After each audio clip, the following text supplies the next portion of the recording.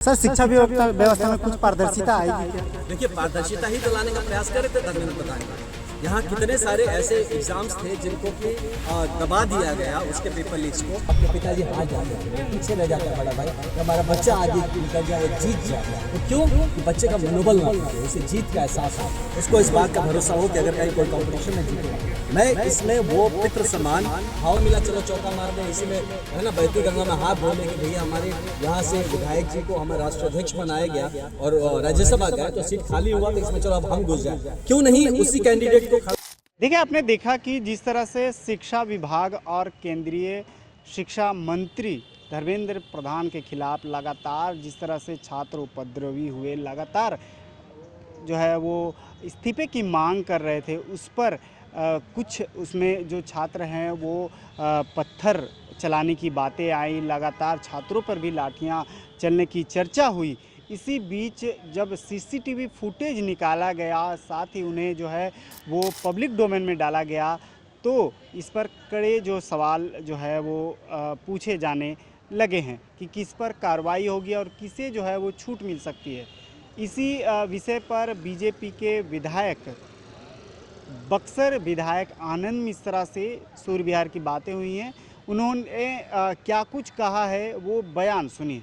एक डिमांड था तो जिसको भाई हम तो समझते हैं काफ़ी लोग उसमें अपनी राजनीति भी सीख रहे थे, लेकिन फिर भी आपने देखा होगा, आपके साथ भी होगा, बचपन में कभी आप दौड़ लगाए होंगे ना अपने पिताजी के साथ या कभी, तो आपके पिताजी हार जाते थे, पीछे रह जाता है बड़ा भाई, कि हमारा बच्चा आगे निकल जाए, वो जीत जाए। तो क्यों कि बच्चे का मनोबल ना टूटे, उसे जीत का एहसास हो, उसको इस बात का भरोसा हो कि अगर कहीं कोई कॉम्पिटिशन में जीतूंगा। मैं इसमें वो पितृ समान भाव देखता हूँ माननीय प्रधानमंत्री जी का और धर्मेंद्र प्रधान जी का, कि अपने बच्चों के इस भाव के लिए वो एक स्टेप पीछे हटने को सम्राट के 100 दिन के कार्यकाल पर क्या कहिए? नहीं रुकिए ना जी, बिल्कुल सम्राट जी के 100 दिन पूरे हुए हैं और मैं मानता हूँ एक सिंबॉलिक है 100 दिन, ऐसे तो अभी कई साल पूरे होने वाले हैं और इसको कहूँगा कि अचीवमेंट्स का दिन रहा। काफ़ी नए आप देखिए कि हमारे यहाँ पे प्रोजेक्ट्स लाए गए हैं, काफ़ी सारे जो विजन है बिहार सरकार का, विकसित बिहार का जो सपना, उसको ज़मीनी स्तर पर उतारा गया है बहुत तेज़ी से। अब 551 सोचिए मॉडल स्कूल्स इन्हीं 100 दिनों में तैयार हो गए। इतने सारे नए प्रोजेक्ट्स के बारे में घोषणा शुरू हो गई, इंडस्ट्रियलाइजेशन की तरफ हम बढ़ रहे हैं। तो आई एम श्योर कि 100 दिन जो है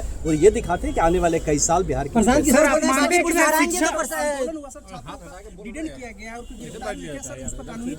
देखिए छात्रों पे जहाँ तक सरकार इस बात को मॉनिटर कर रही है कि आइडेंटिफाई बोल देंगे आप, जेन्युइन छात्र कौन है, उपद्रवी कौन है।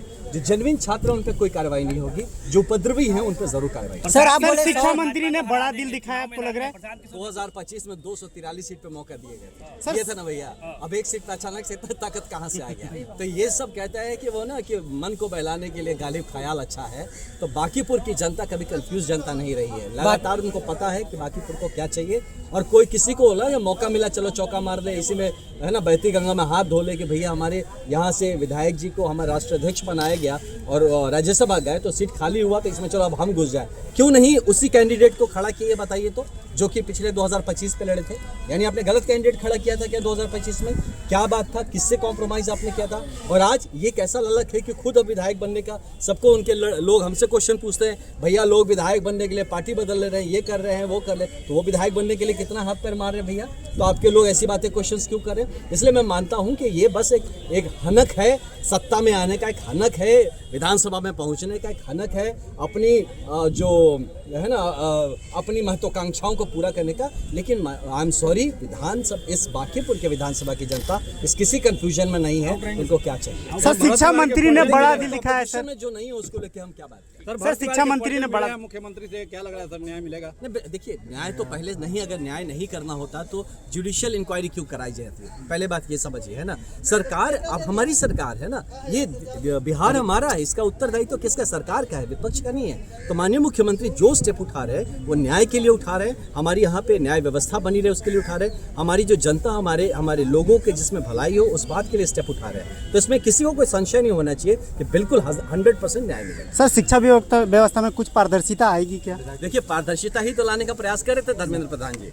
यहाँ कितने सारे ऐसे एग्ज़ाम्स थे जिनको कि दबा दिया गया उसके पेपर लीक्स को, या फिर उनको इस बच्चों का पेपर लीक्स के बाद कितना प्रॉब्लम आज 26 दिन के अंदर धर्मेंद्र प्रधान जी ने इस पेपर लीक के बाद 26 दिन के अंदर फिर से नीट की परीक्षा मतलब कुशलता से उन्होंने पूरा करवाया, बच्चों के रिजल्ट्स आए और जो काउंसलिंग के लिए वेट कर रहे हैं। तो ये जो अब हुआ है, आप जो कह रहे हैं कि पारदर्शिता आएगी क्या, मेरे भाई आप उस एक परीक्षा के डिबैकल से आप पारदर्शिता को क्वेश्चन मत करिए। यकीन मानिए पारदर्शिता भी आए पहले जो आई थी, और जो धर्मेंद्र प्रधान जी ने जो लाइन ड्रॉ किया उस लाइन पे चल के एजुकेशन जो हमारा पॉलिसी है देश का और एजुकेशन जो एडमिनिस्ट्रेशन और बेहतर होगा। अब मानते हैं कि बड़ा दिल उन्होंने दिखाया, इस्तीफा दिया। डेफिनेटली बड़ा दिल। मैं तो अभी आपके थोड़ी देर पहले कह रहे थे जैसे कि एक पिता अपने बच्चे को जिता देता है रेस में चाहे दौड़ में, इसलिए कि बच्चे का हमारा मनोबल बना रहे, हमारा बच्चे का दिल ना टूटे। तो डेफिनेटली उन्होंने एक बहुत बड़ा दिल दिखाया, बच्चों को प्राथमिकता दी है, उनके भाव को प्राथमिकता दी। दीदी बांकीपुर विधानसभा कौन जीत रहा है? आप भी लगातार प्रचार में लगे हुए हैं। दीदी 1996 से क्लियर है कि बांकीपुर का